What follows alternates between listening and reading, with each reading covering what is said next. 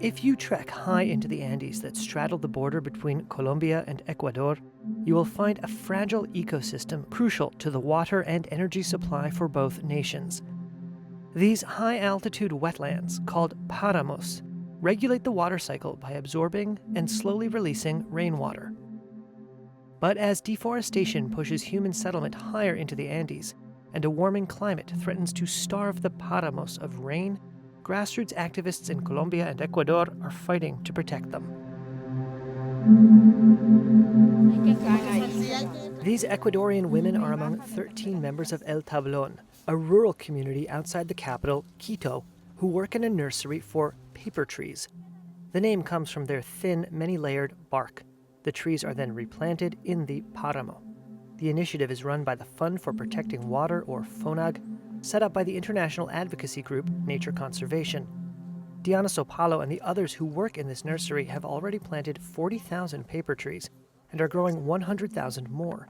Son plantas nativas del páramo. She says the paper trees are native to the páramo and release water little by little. Mantener el agua y para ir soltando poco a poco.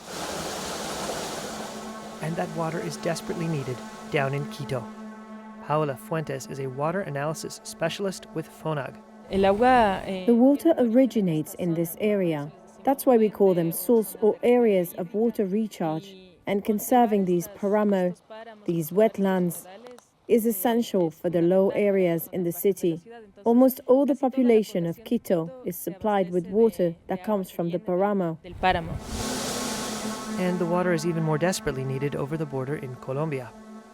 Drought has led to rotating water rationing in Bogotá, Colombia's capital of almost 10 million people, while Ecuador's energy grid has been pushed to the brink, prompting power cuts to conserve water in dams. Both countries are largely dependent on hydroelectric dams for domestic energy. Colombia suspended electricity exports to its neighbor to shore up its own power reserves. The crisis comes as Colombia prepares to host the United Nations Conference on Biodiversity in the city of Cali at the end of October. Patricia Bejarano is the director of the Sustainable High Mountain Landscapes program run by Conservation International's Colombian chapter. El problema de la deforestación de Amazonía, combinado. The problem of Amazon deforestation, combined with the variations of the climate that are caused by climate change and by the degradation of the soil, is what has caused the water dynamics to change. What we seek is to work with farmer communities to recover some characteristics of these ecosystems, which allow us to improve resilience and reduce vulnerability. Mejorar la resiliencia y disminuir la vulnerabilidad. A park in Guatavita, Colombia that had been used for cattle grazing has now been a protected area since 2018, and fragile species have slowly grown on the land. Doris Ramos works on environmental affairs for the Guatavita mayor's office and says their efforts could have significant impacts, but are facing significant risks. Tenemos el problema de la variabilidad climática. Well, we have the problem of climate variability. While we are restoring this ecosystem, it brings great potential for water, flora, and fauna ecosystems.